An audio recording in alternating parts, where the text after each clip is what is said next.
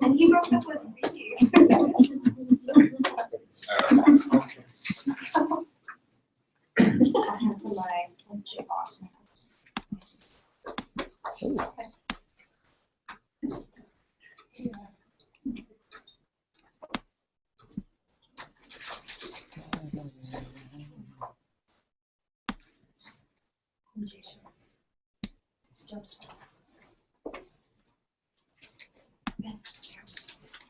Is it common for someone to get more than one? Depends on their status, and their family status, and their clan. Yes. Usually, well, it seems like a long time ago you would get a birth name, which would sometimes be a nickname, sometimes from your father. And then, but sometimes someone would show up and say, give them my name, you know, or give them this name. So there would be a name associated at birth or shortly after birth. Then sometimes you would get a ceremonial name later. And it sort of became up to you. But then if you sort of did something, then you might get even another name. So they might name you when they appointed you the head of the clan house. Or they might, if you built a clan house, then they might give you a name for that. If you did something, if you became a peacemaker between two clans, you would get a Quwwa Khan name. So sometimes it was sort of event-driven. Sometimes it was just sort of part of life. But it depended on who you were and what your status was. Dad had 4 names. Uncles and aunties. He got his first birthday at first. The other 3 came because his uncles from these different places wanted to recognize him. Oh. So each region, his uncles and aunties came from. Huh. Nice. Yeah. Nice. All right, let's get going. Dad, I'm late. Okay. Last night we were in our doing our Tlingit group, not to stall things longer, but and we had a couple new people and it was really exciting when we were doing it. But I was like, I whispered to the Yatu team, like, "Do you think we have time to break this thing down?" And she's like, "We have 4 minutes left because we just started really good." Excellent. A lot of deliberation. Yeah, so you know, you could follow. I'm trying to set a model here called eternal procrastination. Let's see. Shak oish von kachake. Okay. All right, so I want to start with this one as I gave out a new chapter 10 because the last one was horrible. Kadenja found a whole bunch of stuff, and it was pretty funny. He sent me an email. He's like, well, I'm not really sure what this sentence means. And I wrote back, I said, because that sentence makes no sense whatsoever in either language. So, awesome. But what we're starting to do is start to take a closer look at Tlingit verbal structure. And we're trying to take it off of bite-sized pieces. So there are a couple of things we're going to try and tackle tonight, and those are making sure we can spot a classifier. So I don't think I have one. I'm sure I've given you one at some point, like this whole chart. You know, and so at some point that chart is going to go away on the screen. You should have that somewhere. You should always keep it around. If you get the deck of Tlingit playing cards in the Tlingit language, one of the cards has the classifier chart there. I don't know, we should make wallet-sized versions. We should do all kinds of stuff just so we can keep this thing with us. But you should be able to basically spot what the classifier is. And at this point, we should start talking about what, you know, is it plus I, or is it minus I, is it plus D, or is it minus D, and which group does it belong to? So ideally, you know, so if it's, say, this one, sa, and we spot it, we should be able to say minus D, S group, minus I. So it's kind of the pattern we're going to go for. Is it plus D, minus D? Which group is it? Is it plus I, minus I? Just so we can start sort of taking a look, seeing how they appear in these different sentences that we're looking at. The next thing we should be able to spot is what's the root. Also, what are any thematic prefixes that are going on? What are any object and subject pronouns that are going on? And then what is the stem variation? So by the end of the day, these are the things we should be comfortable with spotting whenever we encounter a Tlingit verb. Thursday, we'll talk about some different homonyms that you're going to see located within a Tlingit verb. So there's a couple of different yays, there's a couple of different k's, there's 3 kas, there's 3 k, and we'll talk about each one and what you might be seeing. There's 2 there's 2 of those. And that way we're just sort of got a handle on those. And here's some things that are identical or close to identical that we might see in a verb and how they function just a little bit differently. Any questions?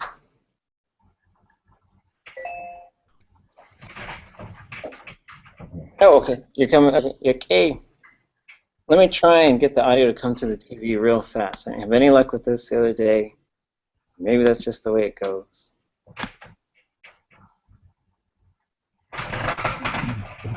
That's the way. Okay. Let me see if I can do it here. Does the y sound start to come naturally when you speak the language? Are you talking about the gamma? The y, Like in what? like that double dot over the y. Zay was saying that sound is kind of phasing out, but Johnny Marks hear it and get Right. you know, you can really hear it come out and the way he pronounces stuff. I think you'll hear it in older speakers, in recordings of older speakers. My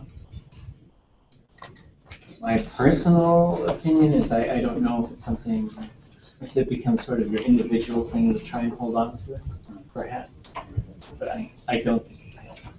I think it's transformed into what it is, which is a ya, or a y, or a w. What does it sound like with the camera? Feels like a sort of a more nasally type of sound. And I don't see it making a comeback. You could certainly argue for it to make a comeback, and I'll listen. But if you took a look at every speaker alive today, I don't know if any single one of them is. So I don't know how you would reintroduce that sound. But it's an interesting question, and we've had these discussions before where people have lobbied that we would keep this part alive, and I would listen and I would be sympathetic for it, and I would say, okay, if you want to do it, go for it. You know, show us how we could do that. For the purposes of our class, so we should be able to identify when it's this and when it's an actual W. Especially if you want to take things up to Teslan, speak Teslan dialect. If it's this transformed to the W, it's not going to turn into an L. It won't. But if it's an actual W, then it will. If it's but if it's not, if it's just this being rounded. So those are important. It's important, I think, to know the underlying structure. But there are certain things, and it could be just part of language shift. You know, it's not like, I don't know if this is necessarily a result of language loss. It could be, but it could be just part of language evolution. There's certain sounds probably in English that we don't necessarily use anymore. Or I don't, should we also be saying bloody, right? And things like that. And that's probably maybe a different argument. But it's a good question. It's a good question. I myself don't feel comfortable making that gamma sound, just because I didn't hear it when I was learning Tlingit with Luan, right? I've heard it a couple times with the elders in a couple places. The yet at the end of stuff. When they use the yet. I forget which particles you call that. Right. And one of the things we'll do in this class is we're going to write it, we'll try to write it more like this with this particular letter, just so we remember which one it is and which ones tend to do this. And it's good for us as well, because then we'll know, oh, if that gets a U or a double O before it, it's going to round. It'll turn to a double. So that's why you have ayasap, duwasap, tuwasap, ayasap. It's that sound right there. Can I mention something? Yeah. Went to the sauna. I like going to sauna whenever I get a chance. And I ran into, I hate that I forget his name, Fred White at the sauna. And like, kind of made my language year so far this year because I went in there and, just introduced myself in Tlingit. And as soon as I did, he was all, and then just launched into talking to me. And we stayed in the language for like 15, 20 minutes. Of course, I stuttered along the line, but he kept right there with me and didn't switch back into English until I just couldn't quite follow any more of what he was saying. But it was like 15, 20 minutes. Really awesome. And advocate for you guys if you ever get a chance to be in the same space with people that you know as speakers. Try it. Yeah. It's awesome. Phenomenal. He's a fantastic speaker. Amazing. It's amazing. I used to run in, there was a stretch where I was running into Fred Myers all the time. We would just speak Tlingit. It was just so fun. And just to realize how good he is with the language and he thinks very culturally as well. It's very well. All right. Anything else? Off we go. So just sort of reviewing some of our pre-test answers again really quick. Here's the classifiers. You should know these. You should carry this around. You should just start. Part of internalizing how the classifier work is, one, memorizing how they're sort of organized, and two, understanding how they basically function. The most important thing for now, I would say, is plus I, minus I, where plus I really comes down to, it seems to be event-driven. The tendency is if the verb has happened, then it goes plus I. If the verb has not happened, it goes minus I. And it's generally a good way to think about it, because future hasn't happened, ordered hasn't happened. These other things that haven't happened, effective, it has happened. Right, so it's plus I. Now, when we start getting into these verb modes, we'll hand out a sheet that shows how to use a classifier in these different modes. We're also, throughout the semester, going to bring in some fluent speakers in here, so we could just put the nuts and bolts stuff aside and just drive the car around, right, and just engage in language for 90 minutes and see what happens. So going through, we also saw looking at these different parts and these different components: object, pronoun, conjugation, prefix, subject, pronoun, classifier, root, type. Now the other sort of thing we're going to throw in there, and you don't see it in the verb dictionary, you don't see it in the dictionary of Tlingit, but you do see it in the verb paradigm, you see it in Criplin's work, you see it in Cable's work, is documenting stem variation. And we'll talk about stem variation. It's another sneaky thing. Everything's so sneaky in Tlingit, but you know what? It's just, we just deal with these things. And then we've got the verb type. And we'll talk specifically about what it means to have this verb type. I know we've been talking for years about this is what type it is, this is what type it is, but then we're going to get into the specifics of why that matters, how it affects the way that we use these verbs. And then just getting some basic conjugations for person. Ich sachan, chat isachan, yi tisachan, has ha sachan, so that you're able to put these things together.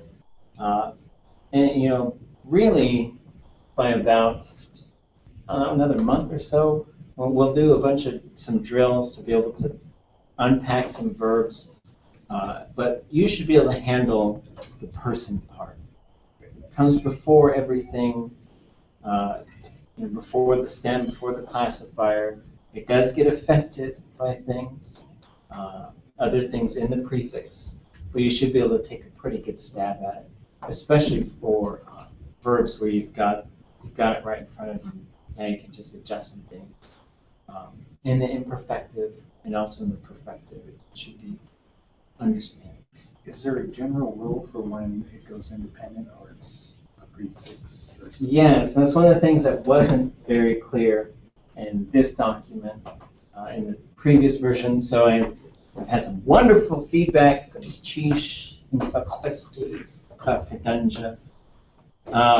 started putting, so now when I put a new version on tlingit.info, on the first page it has the date on the bottom, and that's the date that has been updated.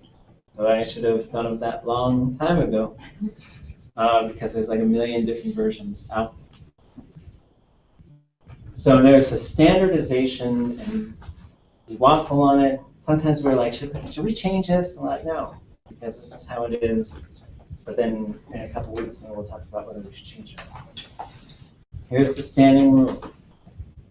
Subject pronouns, they are always part of the verb prefix. You saw it. Object pronouns, if it is a single letter, you write it as part of the verb prefix. It is attached to the verb. If it is more than a single letter, moves outside the prefix. That's just a standardized, that's just how it's been done. That's how we'll continue to do that. And I think that's absolutely fine. For a while I was thinking, well, if it ends with a vowel, let's actually attach it. But it actually doesn't matter. Because what you'll find is verb contraction happens. There will be more contraction if the word before it is open-ended. Vowel endings will result in more contraction. But it's the same with ye, so you say yichusechan, and we're getting contraction in there. Just like you'd say ichusechan. But the same thing tends to happen with ade and gagi and these other things. Especially in terms of motion verbs, we've got some directional suffix that's coming right before the verb, and that would often cause contraction as well. So the rule is single letter, attach it to the verb. More than that, put it right before the verb as its own separate word. But if it ends with a vowel, it will alter things that are coming.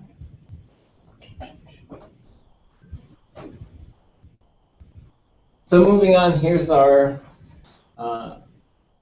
fairly complete list. We don't have ash on there and some other funky things, but we're just going to save those guys for later.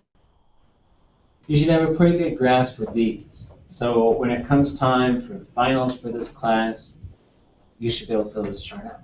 So we took a shot with the pre-test. There'll be a couple times where I'll just sort of hand out a fill-in-the-blank thing with the classifier and with this. I'll say, fill in the blanks and see how good you're getting.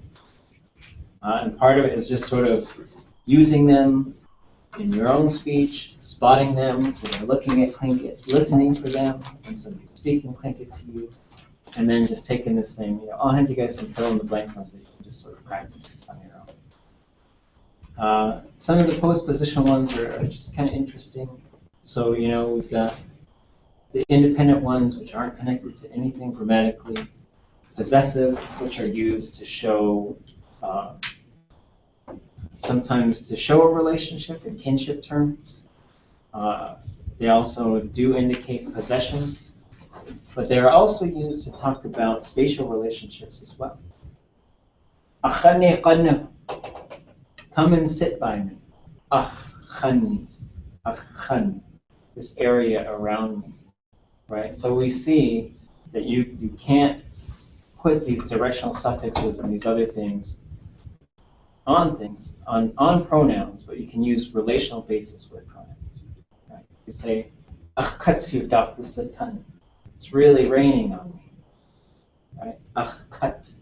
So that's how these things work as well. Body parts, kinship, possessing things, that's what they do. They also, for a few different verbs, they conjugate the verb for person. Can anybody give me an example?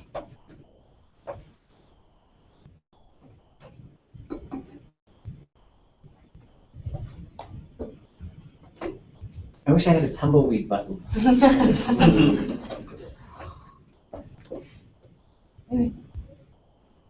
Where you would say ach or I or du, change the verb, conjugate for person. Keshach tu ushke adat. So usually like these emotion verbs. Ach tu yake, itu yake, dutu yake, hatu yake. So what we see is we're conjugating those with the possessive pronoun. Those ones are actually really easy to conjugate for person. Ach tu wasaku, itu wasaku, ye tu wasaku. So there's a set of those. There's not very many. But we'll find some. Then we get to object and subject, and they always go in that order. Object, subject, verb. Object, subject, verb. Keep stressing this because we're going to start putting them together in our brain, in our speech. The postpositionals would be, we use them similarly in English as well. I'm talking to you. So it's sort of to something, right? Sometimes it's with, other things like that. But it's really just so we can attach a suffix directly. So the E is sort of meaningless. We say achin. Chish achin chisati. Thank you guys for being with me. There's other ways. Chan kananik, tell me. Yi'in kachanik, I'm telling you. So it's, they have to do with usually when things are moving and going places. Eat yanu waha. I'm hungry. It has arrived. And so we'll just keep an eye out for those. There's another instance where we're conjugating certain verbs using these. What we do is the empty base stays there, and then what happens is we're just changing again a possessive pronoun. Okay. These are our 5 types of verbs. We're going to talk about why those particularly matter and what kinds of things we got to keep in mind when we're dealing with those specific verbs. Positional verbs are the rarest. There's really very few, maybe 10, maybe 12. Act is very common. Event describes the state of something. State describes the state of something. Event describes some event that occurs, and then motion is things move around. These are 4 conjugation prefixes: 0, na, ka, and ka. You got to memorize which one is linked with the verb because it'll tell you what kinds of preverbs pop up there. So that's why you'd say take or a, in the future form. And then yegach to satin. Why is the ye there? Because of the conjugation. Why was the k there? Because of the conjugation. Okay. These are also going to affect stem variation, and they're going to pop up in certain modes. So we've got to just sort of remember which ones go with which verbs. And as we sort of learn how to use these verbs as second language speakers, we end up having these conversations. Oh yeah, that's a g conjugation. Let me try that again. Generally, g is upwards, q is downward. So if the verb is dealing with something like that, then that helps you remember which one it might be. For motion verbs, it could be any one of the 4, depending on the type of motion we'll look at. Thankfully, Perry and Kapishamu, Deus, they've documented this stuff for us, so we've got it. And then when it comes to stem variation, for certain verb modes, there's 0 conjugation and everything else. So we just sort of keep those in mind as well. So going through this list, that was a typo, funny as it is. In the pretest, I meant to say the verb do, but I said go, which makes it just really dumb because it's dumb. Because then it's a motion verb. Boo. So I took it and I took it back and I was looking at the answers. I was like, go what? So but I went ahead and did both. So going through, these are the modes that we should become pretty familiar with by the end of the semester.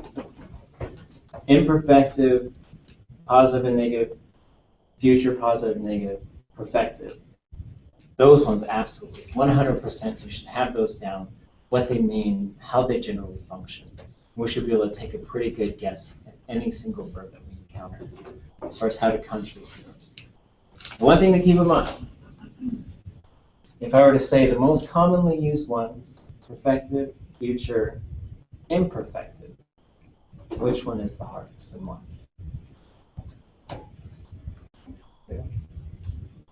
Future. Future's the easiest.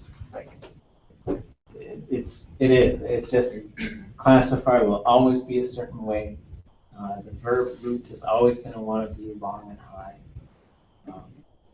I just thought that. Yeah, I mean, there is like a long combination of things that pop up in the prefix, so it could get a little snarky there. But the imperfective is the one I was almost going to say something inappropriate. It's the sneakiest of the bunch, right? Because there's over 20 different ways that the imperfective can appear, and you just don't know.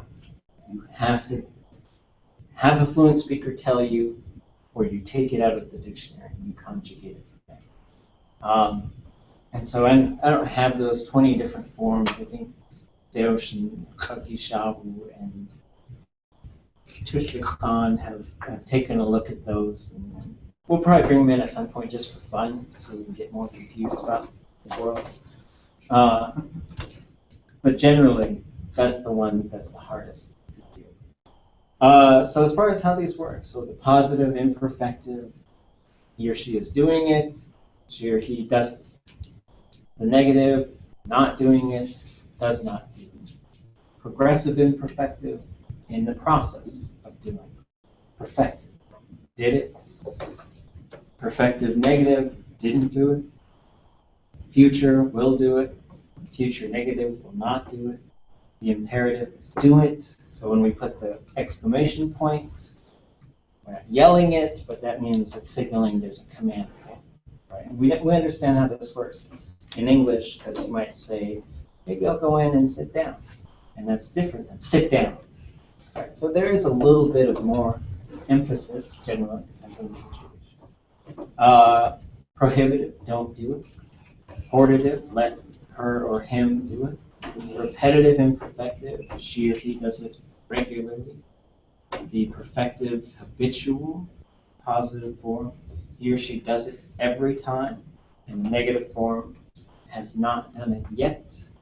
The potential attributive, there's no way she or he could do it.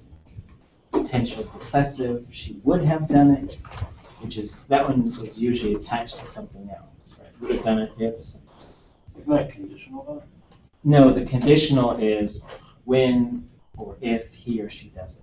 Oh. And the conditional is different than, you can have relative clauses. It says, when this happens, that happens. Or after you do this, you can do this. The conditional is saying more like,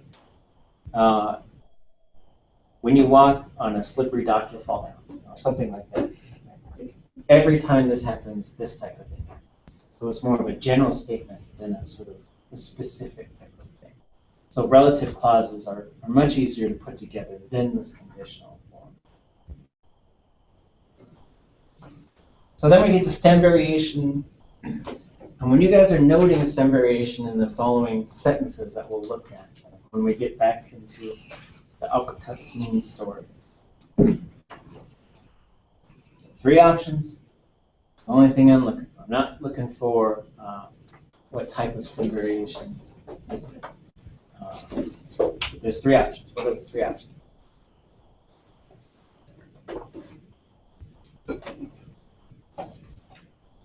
Short and high. Short and high. Long and low. Long and low.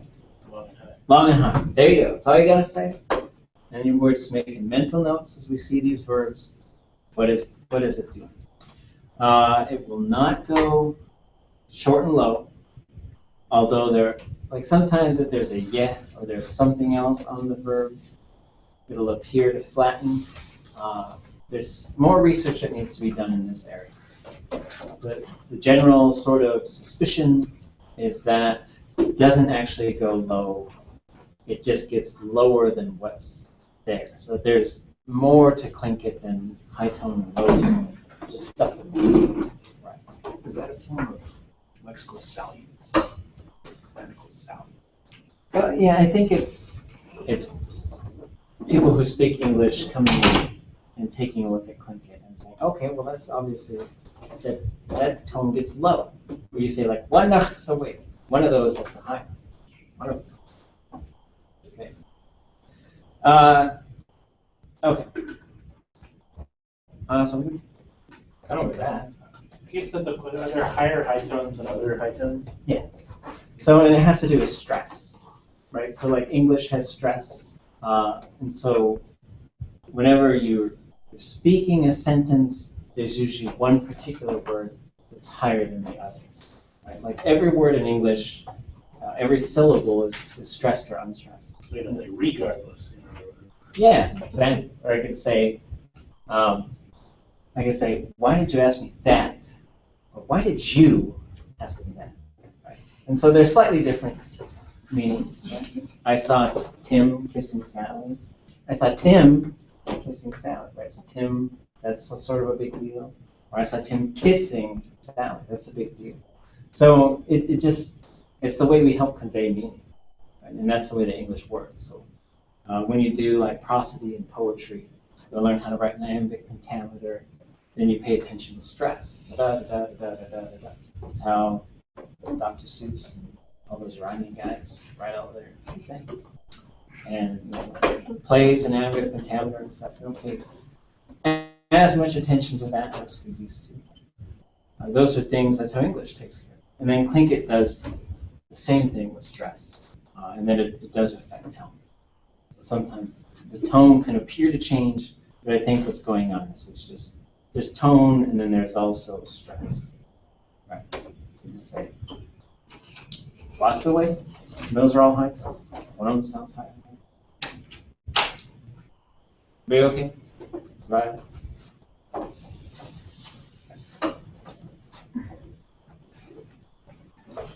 So we've been talking about these directional and relational terms, and just to give us a sort of a break in the action,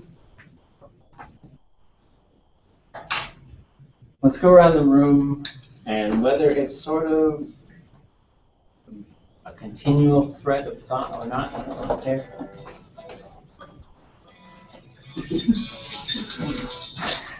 But I want you to make a sentence that's using a directional or relational term, whether it's an independent base, a relational base, or a suffix. We're all going to go around, we're going to make one. Who wants to go first?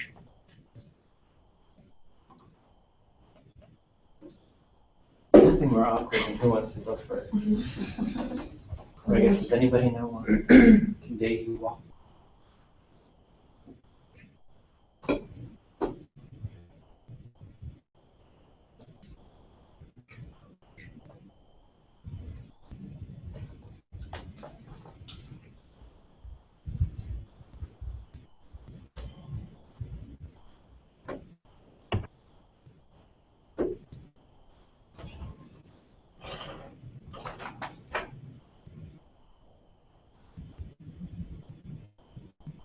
So it's any of these, day, dak, yin, any of those.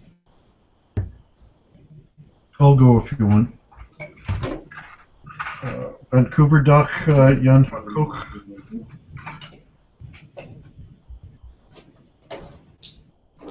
Haneshi Khantwe Khashlik Claim. Shakarish.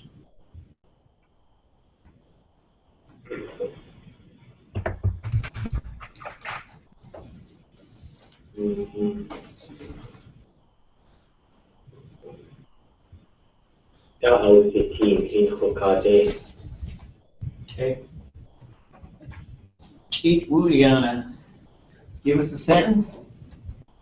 Oh, I thought I did. But, Oh, wait, hold on 1 second. 2, okay.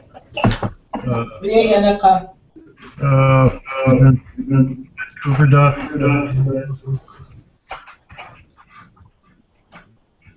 We didn't hear it. Vancouver.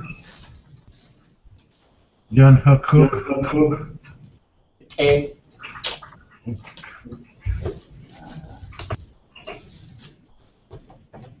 Tlingit. I got one.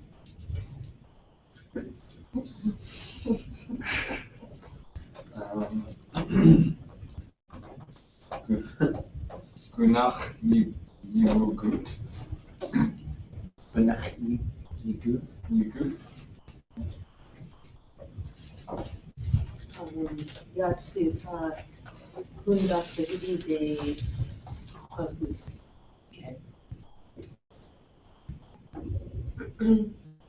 Ways ig ashetin kuchdach kutia.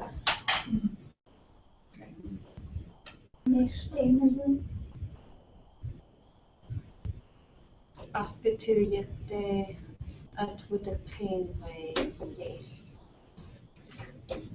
Dr. Hididach Hagu.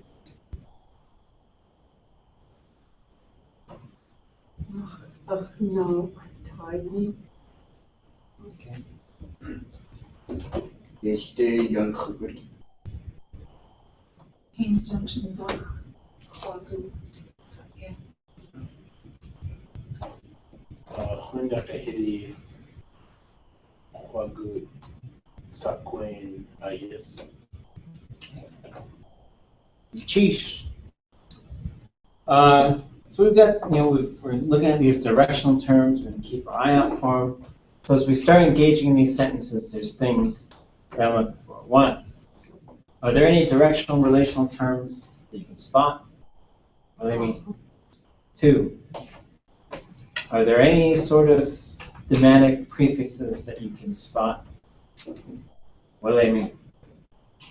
When we get into thematic prefixes, this is where it's good to have your verbal structure handbook with you. I can't remember what page they're on. Let me just take a peek at it. 1 second.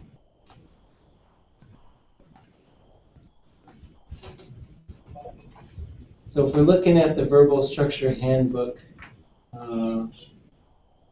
these are motion verbs.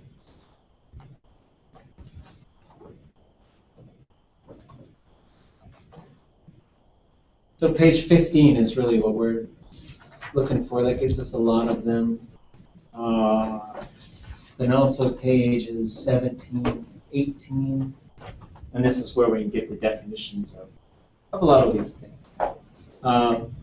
The other thing I'm looking for is what's the classifier, at least because you should be able to tell me like it's sit. But if you could say it's minus D, S plus I, good for you. What's the roots? And then what's the stem variation? Those are the things I'm looking for in the verbs. And we're starting to get there. So, I might say, okay, what's this? What's that? No, what's your What's this? Here, made a little note, but I'll make another one. So we're looking for directional or relational.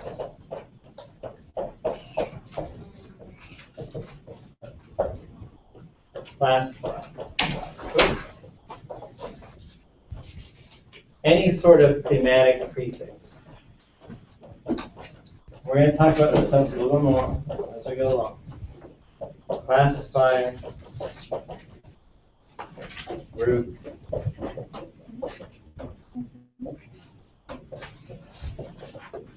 stem variation. Extra mega double super pink marker bonus. If you could tell me, is that pink?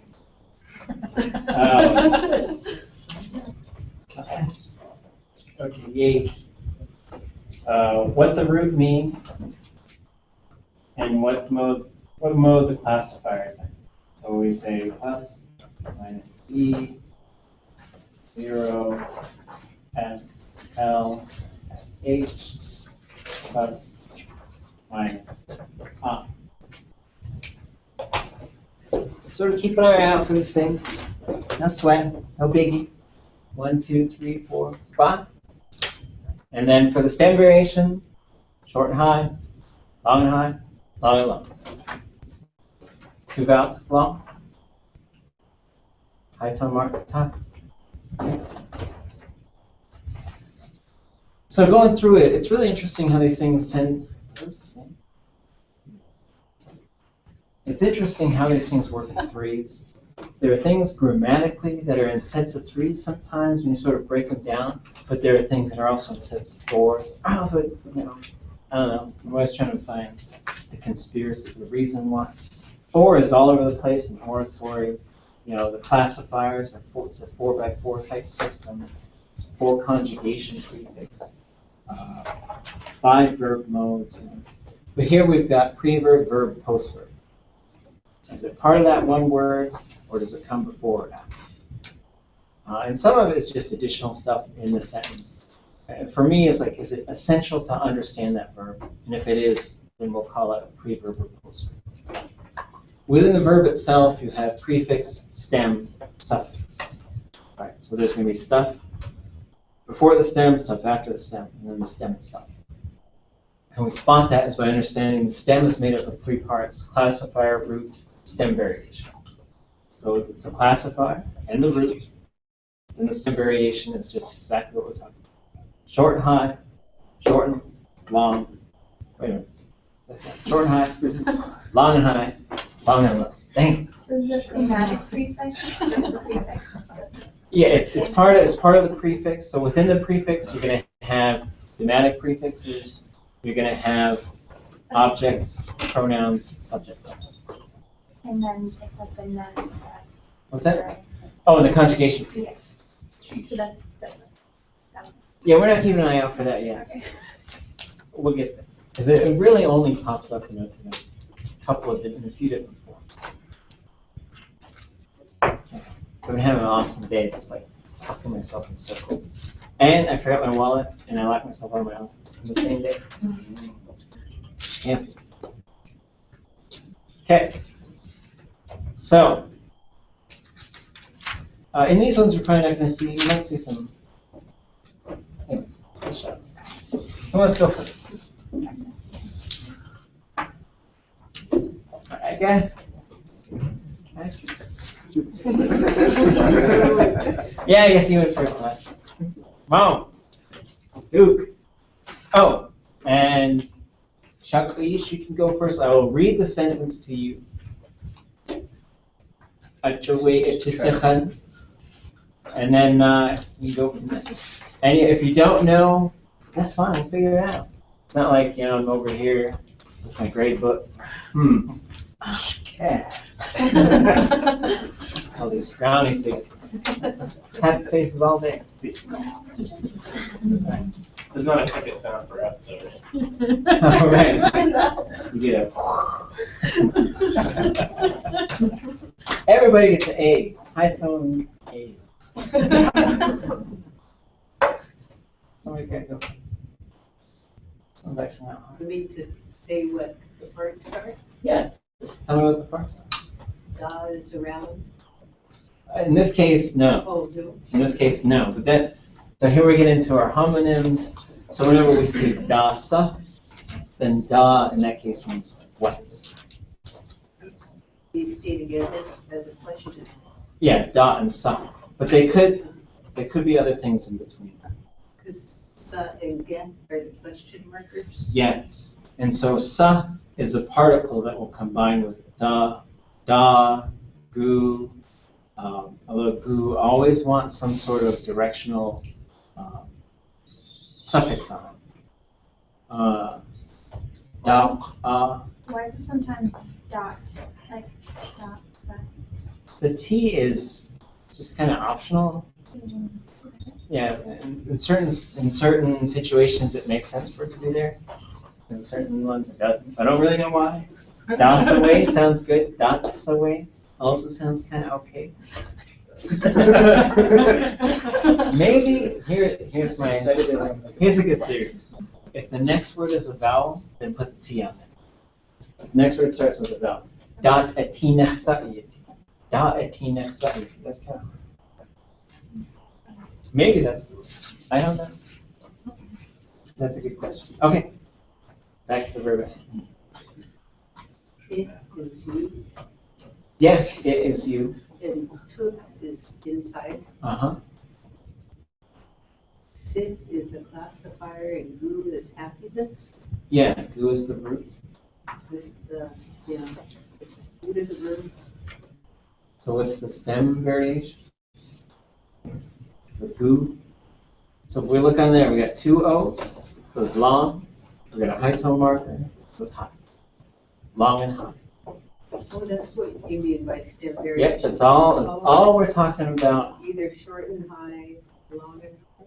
Yeah, or long and low. It'll be one of those three things. And you just look at it. And this is because I've always been intimidated by stem variation. It's like a bully waiting in the parking lot saying, I'm going to challenge you. Yeah, so there we go. So, and then in this case, the I is, do we know what type of pronoun that is?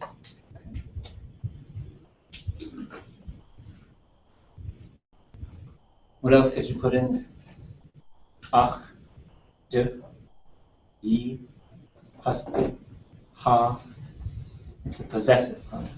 So this is one of the ones where you can conjugate it with a possessive pronoun. It's not very many of them. Okay. One cheesh. That's not part of the rule then, as far as. Yeah. So there's this particular verb form wouldn't take an object or a subject. It just takes a possessive. Would it become reflexive if you said dasa to us to do? No, it would just get weird. Yeah, but so you could say it, right? Like you don't know, like you just kind of depressed maybe, or maybe you're hungry and you come, there's like a whole bunch of food. Dasa to us. Then maybe someone can make a suggestion. Ink.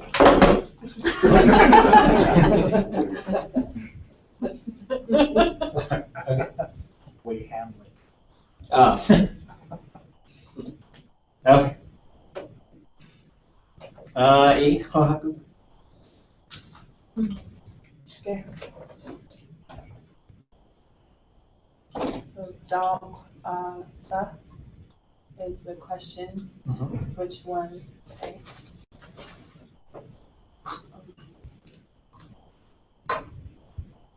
Is on fire or red? Yes. In this case. Yeah.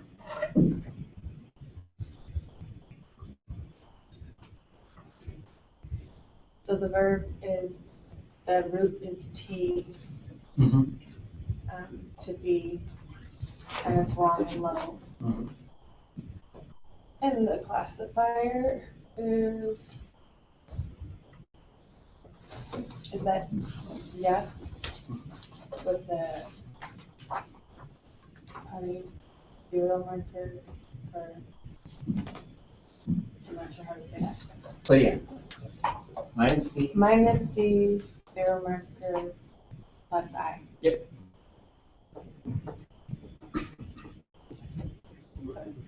Yep. What about the thematic prefix? There are none. Not all of them have, I guess, and not all of them will have directional relational stuff, so you can say there's none there.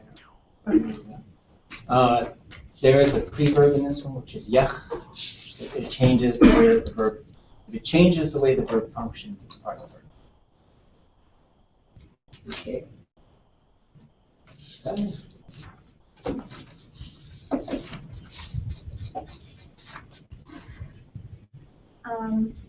Wasa is a question. Mm-hmm. T is the root, and it's long and high.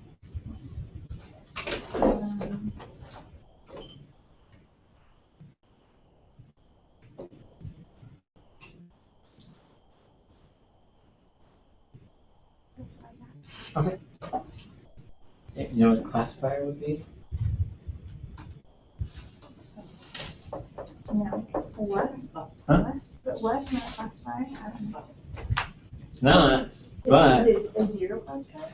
it's in the zero group. And there's the Y can change to a W in certain situations, which is exactly what's going on here. So it's yeah. Yeah.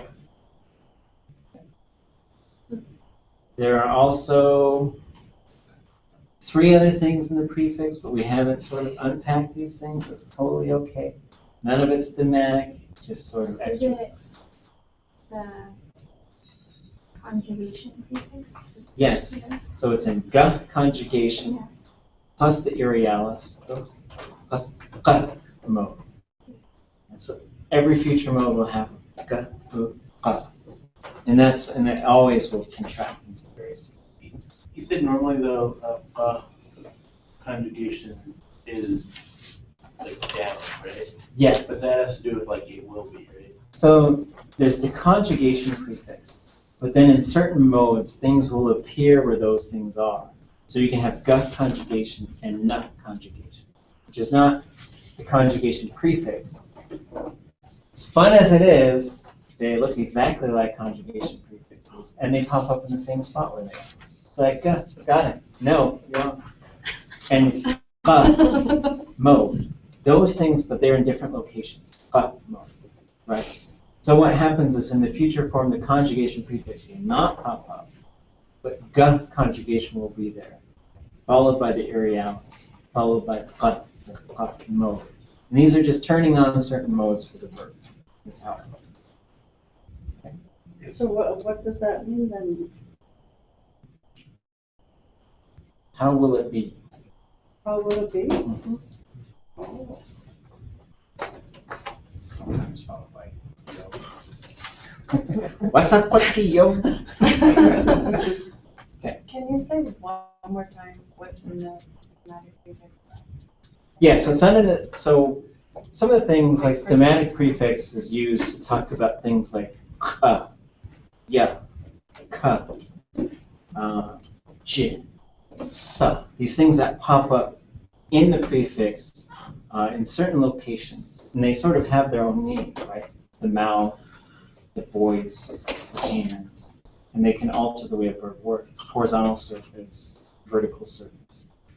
But in this one, in all future modes, you get G conjugation, U for Irialis, and G mode.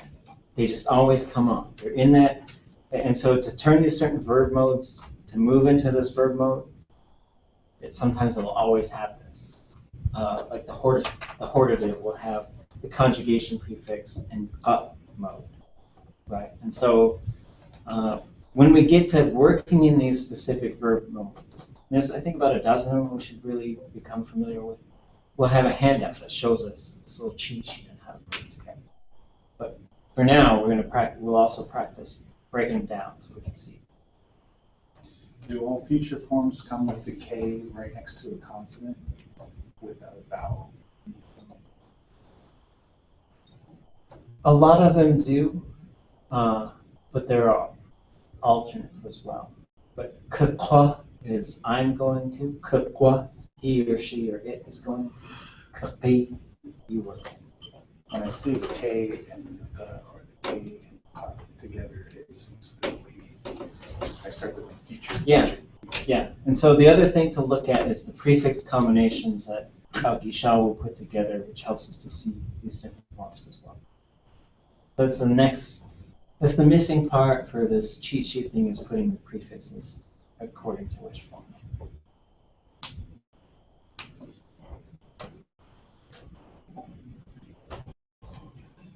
Adusa is question mark verb, meaning who. Sha is the root. It means to marry. It is long and high. The classifier is yeah. So it's minus D plus I 0.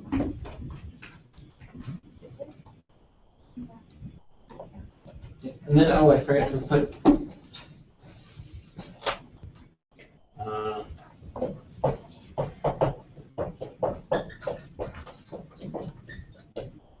Any of those.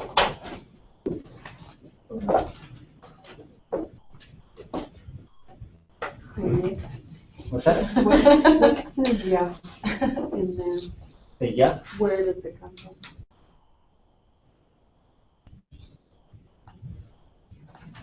From the Oh, law. I see the So sorry. Yeah is plus I, 0 is minus I. Okay, so these are some things. So that was incorrect with this one. Classifier is 0. I should know. So because this verb is perfected, the ya is the classifier. And it's changing to what in this case because there's a perfected marker in there as well. Okay. So they've already been married. There's an A on the front because that is Castini. A in the front of Avasha. It's third person. Yep. Third person object with the third person subject. So that's why we have Avasha. Would that be the Tlingit version of to let the dogs out as well? Yeah, there's a verb for letting something out. And it does have to do with, I think it's goot as well. Like, I do sha'awasha. yeah, but that's like who got married? Who did he or she marry? So we'd have to use the verb for let the dogs out. Which I'll have to look up. Sha'aw. Oh, yes. Sha there's a different verb root, which does have the same classifier, which is for dog bark. They're unrelated things. Now I get, there you go. Okay. The day is the directional for towards, Mhm. and then Gedevsa is like where. Kuch is the root, and it's short and high, and it's like to go by boat or car. Mhm. And is it a 0 classifier? Yes. Which is minus D, 0, minus I. Right? It should be like a game show. I need 2 buzzers when that like buzzes really loud. Nice. Sorry. Okay. Second. Is there anything else? There are 2 things in the prefix.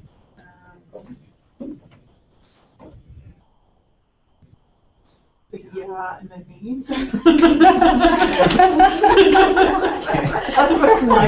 pretty good.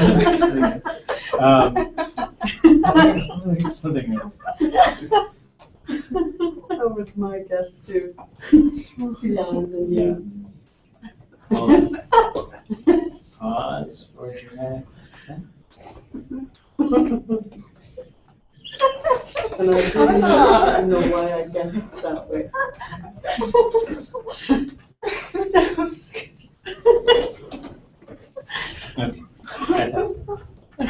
Okay, so this is a minus I verb form. Because the verb is in the process of happening right now. So that's going to be minus. So you're going to have a 0 classifier in this instance. You're going to have not conjugation. All progressive imperfective verbs have yana squeen, yana gut. Right? You're going to see the ya pop up before as well in the preverb. Some of these things like ya and you and yay, sometimes they have meaning. Sometimes it's better just to think of it as a preverb. Pops up in certain moments. It or ye is actually in na plus ye. You as the subject, the second person subject. Where are you going? Okay. Kecha.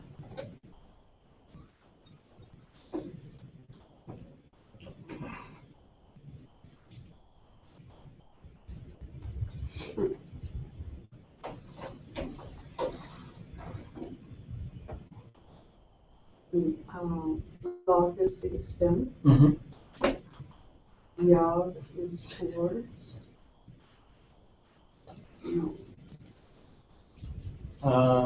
no, it's not. So Tlingit is, what is the stem variation? Okay. So there's two vowels, so it's long. There's no high tone marker, so it's low. Long and low. Long and low, yep. So if we look just to the left of the root, we get the classifier.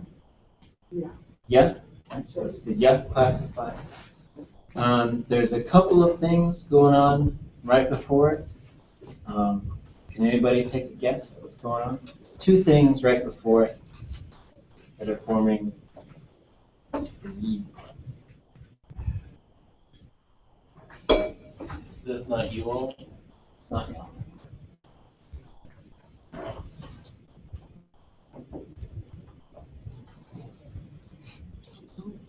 There's a ya thematic prefix, and there's a yi first person singular subject pronoun. So, and then there's just certain combinations, and again, we'll bring I'll bring Carrie's prefix charts in so we can start taking a look at those, because they really give us a lot of clues to how they work. And it does get confusing between second person singular and plural when we start moving between imperfective and perfective. But this is how much money did you win? How much money did you obtain? Right? So part of the linguistic stuff is, sometimes you can look at it and you know what it means. But the linguistic stuff is just taking the pieces apart that are underneath the surface so that you can see how to put it together in different ways. No pressure. Okay. So we got debt is toward, home.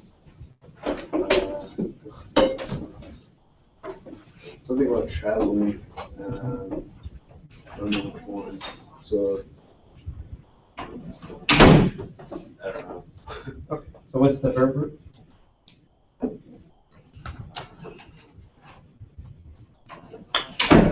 don't know. It's ought. Oh. So there it is right at the end. I was thinking the consonant had to come first, so I was confused. Right. So there's quite a few roots that start with a vowel, and so they'll have the glottal stop right before it. So at the glottal stop, and we'll learn how to spot these, like gachtu. Whenever you see that, we are going to. Every single time, that's what that means. We are going to. Gachtu, we are going to. So what's the stem variation?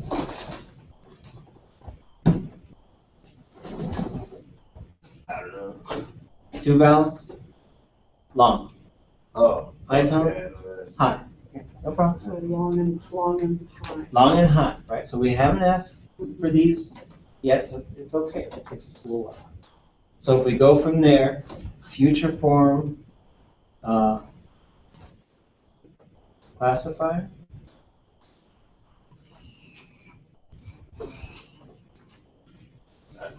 I don't know. Cheat sheet, I don't know. It's a 0. And it's in the 0 group. And then we've got the ga, u, ka thing going on. And then we also have 2. What is 2?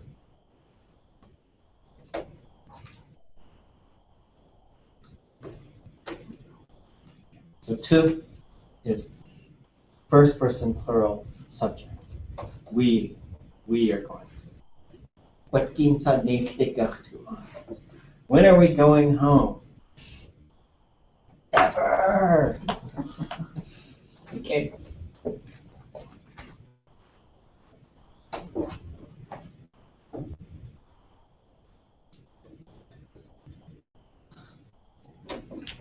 So, stem variation is short and high. And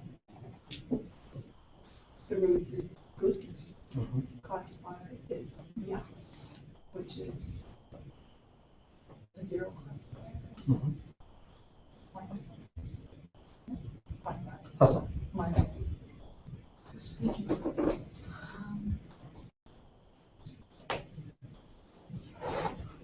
And then,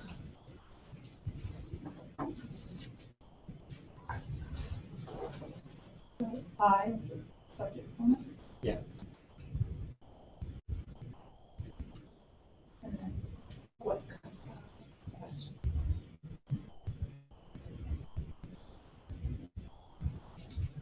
There's two directional things going on in there. Which is made up of.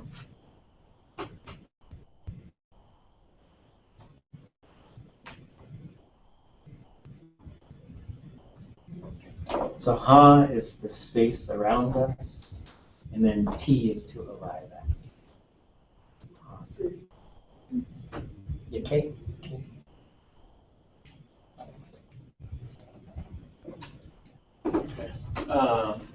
The verb root is E, so it's short and high. No, long and high. Mhm. And let's see. It is a minus I minus D classifier because sa is the classifier. It's in the S group. S group, Mhm. what it's called. Let's see. Ayadi is a noun, Mhm. and Yasoe is a question. What's just to the left of the classifier? The preverb, thy. Uh-huh. I don't know what that is. Oh no, I know what that is. That's the that's you. Yes. You as the pronoun, Subject pronoun. subject pronoun. Okay. But what is dot Yasoe? Oh. Anybody? What? For what? For what purpose? For what benefit? So it's almost like saying, what are you cooking that for? But you're sort of asking, like, who are you going to give it to? Oh, okay. Are those all the things? Yep. Okay. That's good. Chook.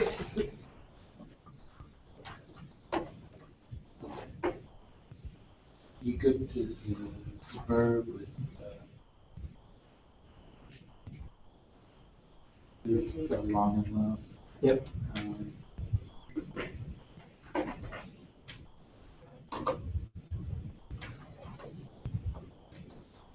Kundakahidi did. So Kundakahidi who store going towards did.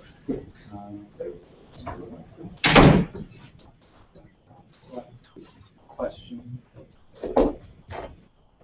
What else are you doing? Let's see. What is before good in the verb? He did.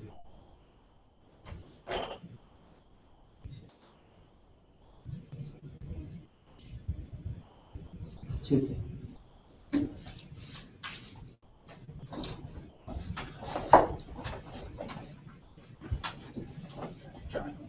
Okay. One is it, the second person subject. Okay. And then there's also, well, I guess, three things. Perfective marker. Because I felt I was missing more things than just two. Yeah, and the perfective marker and the yeah classifier. And these motion verbs are a little tricky, and we'll unpack why they're tricky. Okay. Kids, yeah, you should get your Good.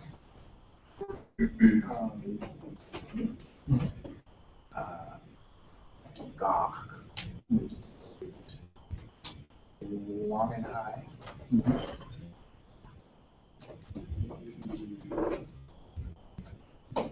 it's the longer form of it. The Subject. If plus something. So we can make that a zero classifier. Double check.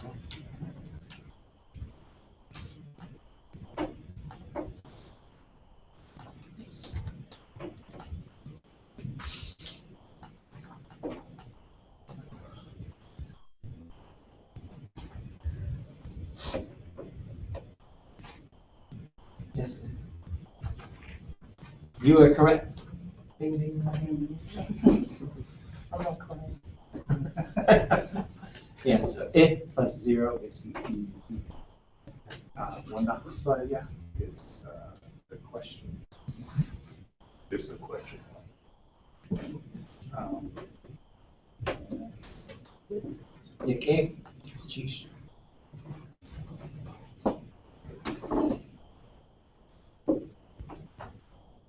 Verb is in the middle.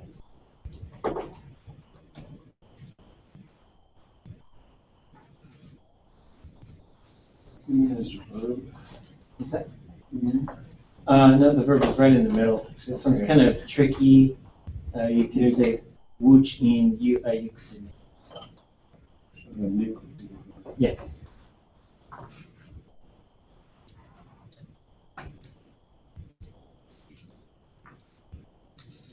And what's the stem variation?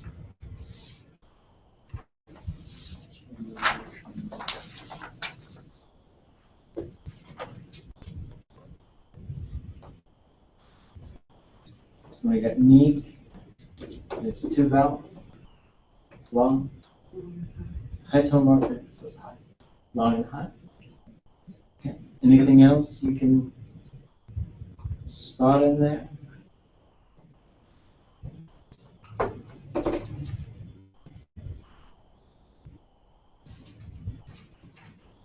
So just to the left, you got, well, it's a yukdenik. If you, well, the U has to be there, I guess. Well, you could say kadenik as well. Any guesses on the classifier? So just to the left of the root, which is neek, we should have the classifier. So to get to what the classifier is, we can say, what is the d? All right.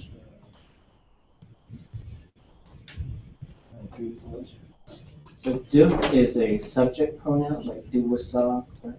And so like people do it or it happens. And if there's nothing in between do and need, it tells you it's a 0 classifier. And just before that is cut, which is a thematic prefix for the horizontal surface. Okay.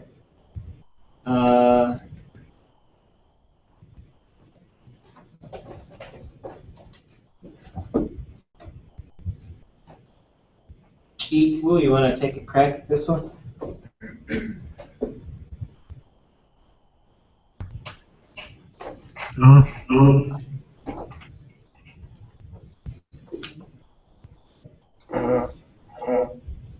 Hit with the root. Mm-hmm.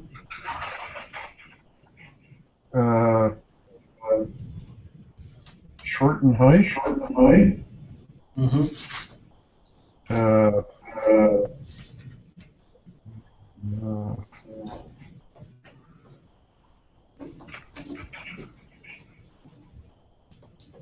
I'm going to say a 0 plus.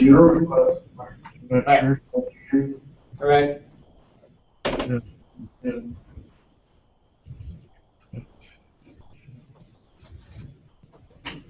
What else would you like?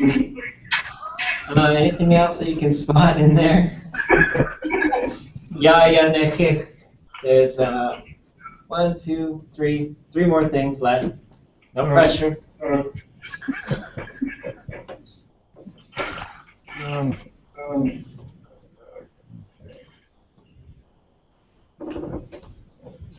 No, I'm not sure. Okay. Anybody?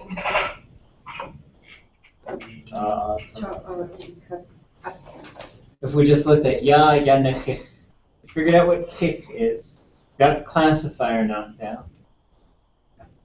It's not, And would be conjugation. not conjugation, which is linked to the ya, which tells us this is in the progressive imperfective form. Okay. And then the ya, the thematic prefix for the vertical surface. Okay. Okay, and chish.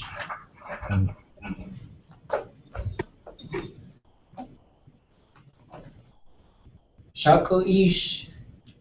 Sentence is Wekak shan dachenach hasyati.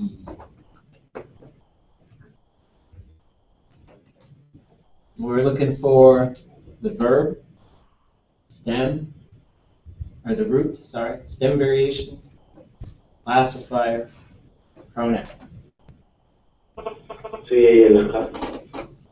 Wekak shan dachenach hasyati.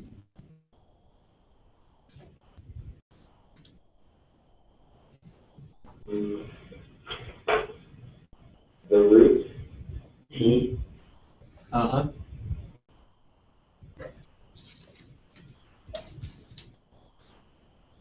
So if it's yati, The classifier is the zero classifier.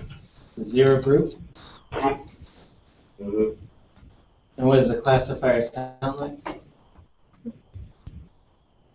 What's that?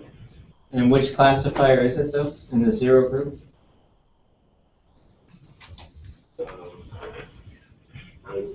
Minus I. It's plus I, it's ya. Plus I? Yeah. So we have yati. And then the stem variation is yatee. Long and low. Correct. And anything else? Pronouns? So there's hus. Yeah. So hus is the third person plural form. Then we're there. What's that? Then we're there. Yeah, them or they. Or in some weird cases it might be both. I'm not exactly sure. Okay. Cheesh. You two guys got, we got two more than I don't know if I got two more sentences left. So I do You last. just go back to the beginning. So yay is the root, and it's long and low.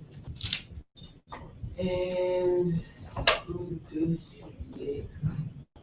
So the classifier is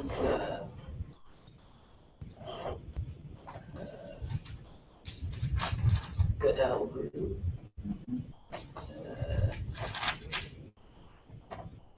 Minus I and plus B.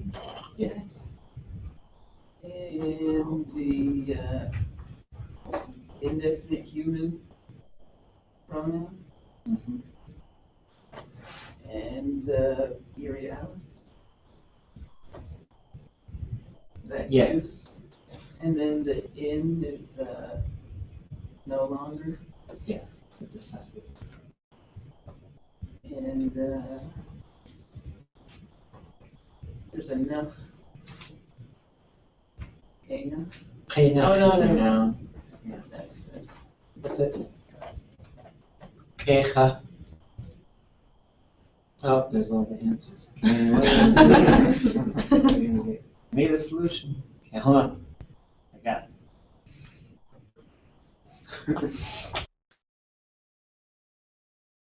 Yeah.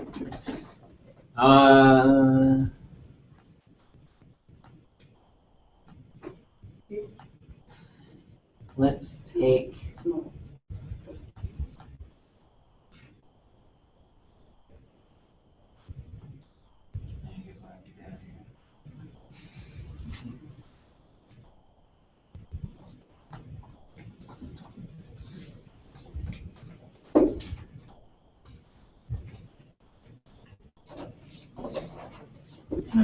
Hold on. Can I just take a sentence out of here or something? No, actually from the handout. So from the new handout, page up ahead to.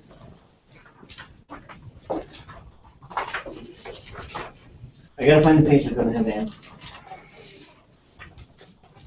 Let's just do the first one on page 125. Actually, you know what? This one might be on. Hold on. I bet it's all the way at the bottom.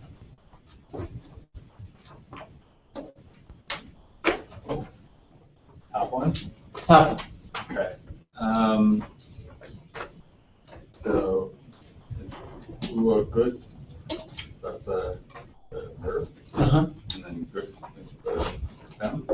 It's the root, or the root, and the stem variation is short, high. Mm-hmm. Classifier, yeah. Mm-hmm. Which is plus I plus minus d plus I. Mm-hmm.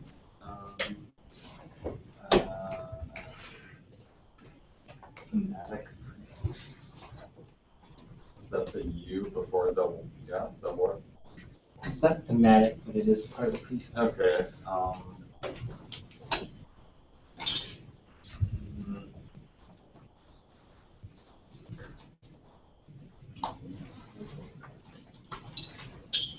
Kind of funny looking, so it's a perfected. Okay. Oh, okay. Perfected. And direct is the T in Khan, is that directional? Yes, so Khan and that's top. No, it's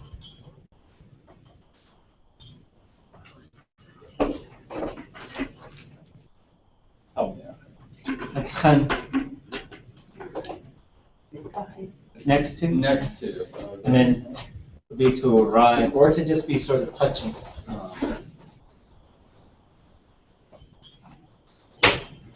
And is that it? Yeah. There's Chish. Next time we'll read the sentences. That's probably kind of lame for Shaku Ish. I forgot about that.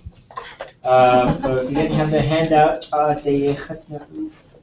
and we'll keep doing the same thing, but we'll go back into the up cutscene story, continuing to look for these things. I'll get a couple more handouts to you guys. We'll find them in up cutscene.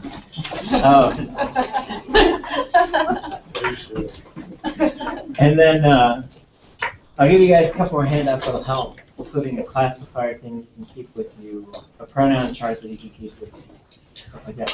Okay, go to Chish, Uchea.